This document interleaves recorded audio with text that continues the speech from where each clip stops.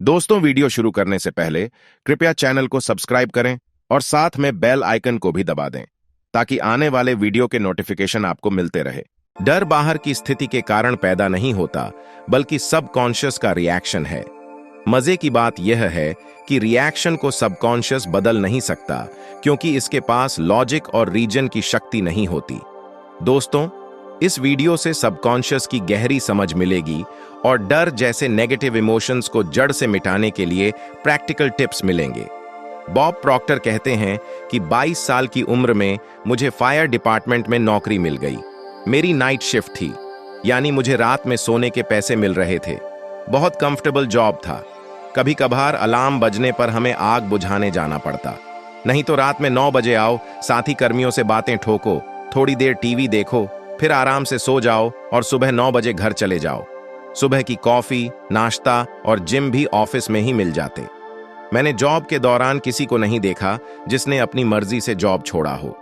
ये जॉब नहीं था, ये कंफर्ट जोन का शारीरिक स्वरूप था। लेकिन यहाँ कोई तरक्की और भविष्य नहीं था।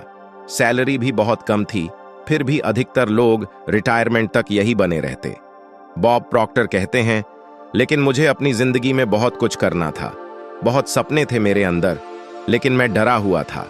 इस कंफर्टेबल जॉब को छोड़ने के विचार से ही मुझे बहुत डर लगता। उस समय मेरी इनकम साल के $4000 थी और मेरे ऊपर कर्ज $6000 था।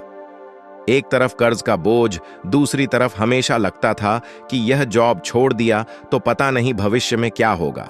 जब डर लगता तो मैं कुछ भी नहीं सोच पाता, शिथिल होकर एक ही जगह बैठा रह जाता।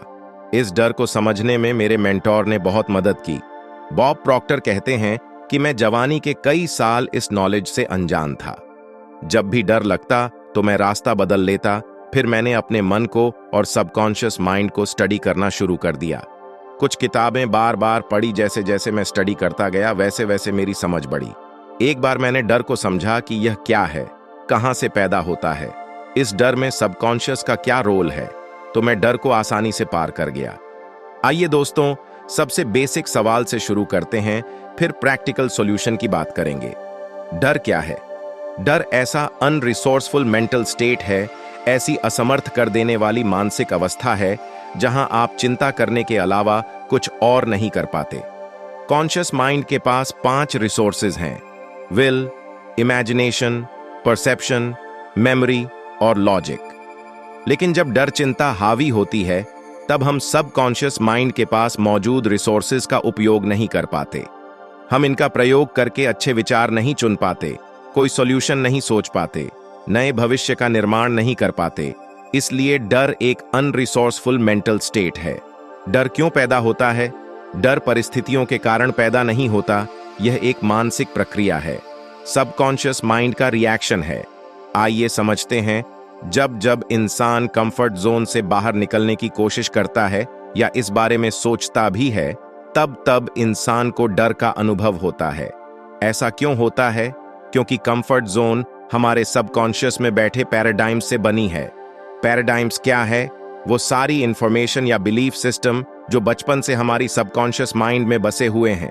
बचपन में हमने जिन बातों को मासूमियत में यूं ही सच मान लिया, वो सब आज हमारे पैराडाइम्स हैं, जिस कारण हम अनजाने में एक तरह का नजरिया और बर्ताव करते हैं और चाहते हुए भी खुद को बदल नहीं पाते। जैसे आपके अवचेतन मन में बैठा हुआ है कि मेरे लिए पढ़ना कठिन है, तो आप चाहते हुए भी किताब नहीं खोल पाएंगे। हमारा व्यवहार और सोच हमेशा पैराडाइम्स के हिसाब से चलती है और हमें एहसास भी नहीं होता कि पैराडाइम्स हमको कंट्रोल कर रहे हैं। जैसे कि मिडिल क्लास लोगों के लिए बड़ी मात्रा में धन कमाना कठिन होता है, क्योंकि उनके दिमाग में बचपन से बैठा दिया जाता है कि ज्यादा पैसा आने से फैमिली लाइफ खराब हो जाती है या ज्यादा पैसे कमाने वाले लालची होते हैं। इस तरह बहुत सारे विचार और बिलीफ सिस्टम हम सबके अंदर बैठे हुए हैं, जो अनचाही आदतों और नजरिए के रूप में प्रकट होते हैं। इन्हीं अनचाही आदतों और सोच को कंफर्ट जोन कहते हैं। भले ही कंफर्ट जोन कितना भी सीमित हो, सबकॉन्शियस कभी कंफर्ट जोन को तोड़ना नहीं चाहता। ऐसा क्यों है? हमको समझना होगा कि सबकॉन्शियस माइंड के पास रीजन और लॉजिक की शक्ति नहीं है। सबकॉन्शियस यह नहीं देख सकता कि यह बिलीफ सिस्टम मुझे दुखी कर रहे हैं, मुझे रोक रहे हैं या सीमित कर रहे हैं। इसलिए सबकॉन्शियस माइंड को बदलाव, ग्रोथ या डर पार करने में कोई इंटरेस्ट नहीं होता। डर कैसे मिटाते हैं? अंडरस्टैंडिंग से हम ये समझ चुके हैं कि डर का मतलब है कुछ ऐसा हो रहा है जो हमारे पुराने बिलीफ सिस्टम को पसंद नहीं है। हमको क्या करना चाहिए? बकमिंस्टर फुलर बहुत जरूरी बात कहते हैं कि बदलाव लाने के लिए एग्जिस्टिंग रियलिटी से मत लड़ो, बल्कि नई रियलिटी बनाओ जहां पुराना मॉडल बेकार हो जाए। इसका क्या मतलब है? बहुत गहरी बात है दोस्तों, ध्यान से समझिए। सबकॉन्शियस में बैठे नेगेटिव या पुराने बिलीफ सिस्टम से लड़ने के बजाय हमें सबकॉन्शियस को नए भविष्य के लिए प्रोग्राम करना है, जहां डर पैदा करने वाले पुराने बिलीफ सिस्टम या पैराडाइम्स का उपयोग ही ना हो। कैसे करेंगे? सबसे पहले step number 1, decide to face the fear. जब भी आप डर पैदा करने वाली स्थिति से आंखें चुराते हो या उसे टालते हो, तब आपका डर और बड़ा होता चला जाता है, क्योंकि आप दिन रात उसी बारे में सोचते रहते हो। जब आप डर का सामना करने का निश्चय भर करते हो, तब कुछ देर के लिए ही सही, आप मानसिक रूप से डर से आजाद हो जाते हो। इसलिए सबसे पहले डिसाइड करो कि जब भी डर की स्थिति प्रकट होगी तो मैं सामना करूंगा। जिस पल आप सामना करने का निश्चय करते हो, उसी पल आपकी सेल्फ एस्टीम या आत्मविश्वास बढ़ जाता है। आप साहस का वेग महसूस करते हो। अब हम इस साहस का उपयोग करेंगे। Step number 2, how it will happen. इस बारे में मत सोचो, इतना कठिन गोल पूरा कैसे होगा। हाउ और कैसे के बारे में मत सोचिए, नहीं तो आप फिर चिंता के पैरालिसिस में फंस जाएंगे। कैसे होगा? जब यह विचार प्रकट हो, तब स्टेप नंबर 3, रिकॉग्नाइज, नोट कीजिए कि आपने जो भी नया गोल सोचा है वो पैराडाइम्स के साथ यानी पुराने बिलीफ सिस्टम के साथ मेल नहीं खा रहा। इसलिए सबकॉन्शियस के रिएक्शन के रूप में डर प्रकट हो रहा है। अब इनसे बिना लड़े step number 4, create new future. भविष्य का विजन बनाइए जहां आपने डर को पार करके लक्ष्य पूरा कर लिया है। ऐसा महसूस कीजिए कि यह पूरा हो चुका है। आप डर की स्थिति को बहुत आसानी से पार कर पाए हैं। सारी भावनाएं और इमोशन महसूस कीजिए। Step number 5, act as if. भविष्य की पिक्चर देखिए, महसूस कीजिए कि आप वो इंसान हो जो आसानी से डर को पार कर गया है। आप वो इंसान हो जो आप हमेशा से बनना चाहते रहे। अभी इस इंसान की भावनाएं महसूस करो। यह गहरी और इंटेंस भावना ही है जो नए भविष्य का संदेश सबकॉन्शियस तक पहुंचाएंगी। इसके लिए एफर्मेशन, विजुअलाइजेशन और गोल कार्ड का प्रयोग कीजिए। ऐसा करने से आपकी बॉडी लैंग्वेज और थॉट प्रोसेस बदल जाएंगे। बॉब प्रॉक्टर कहते हैं कि आप ऐसे बर्ताव करो कि डर का कोई अस्तित्व ही ना हो। Step number 6, be grateful. जिस मन में धन्यवाद होता है, उस मन में डर, संदेह और चिंता की जगह नहीं बचती। इसलिए अपने मन में धन्यवाद की भावना को इतनी ताकतवर बनाओ कि चिंता और डर आए फिर भी अपनी जगह ना बना पाएं। जब आपको दुख या कष्ट होता है, तब अगर आप उस समय कई अच्छी बातों के बारे में सोचकर धन्यवाद दे सके और सच में धन्यवाद महसूस कर सकें, तो तत्काल चीजें बदलना शुरू हो जाएंगी।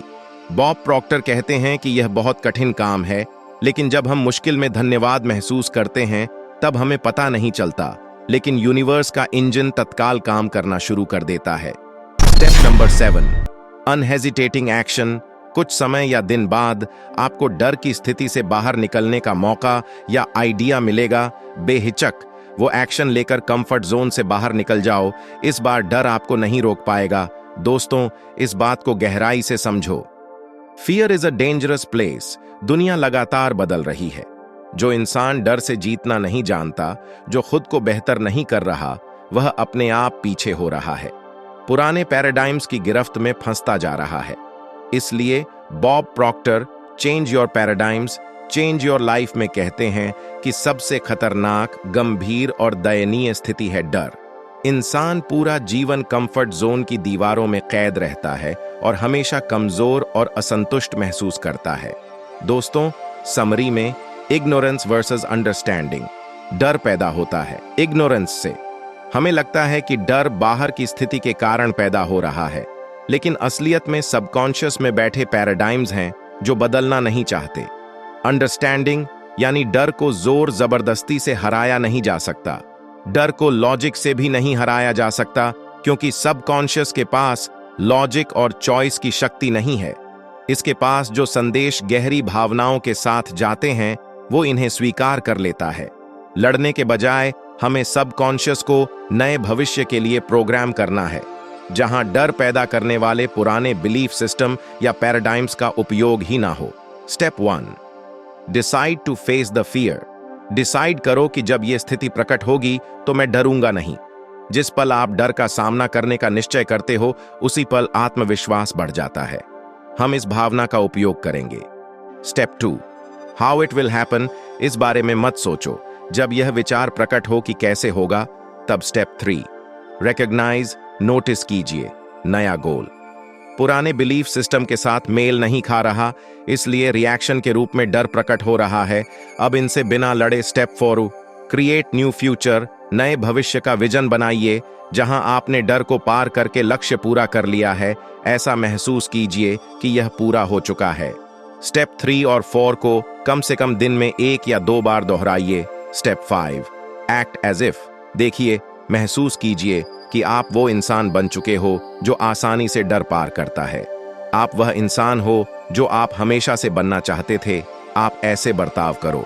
आपकी बॉडी लैंग्वेज ऐसी हो चुकी है जैसे डर का कोई अस्तित्व ही नहीं है।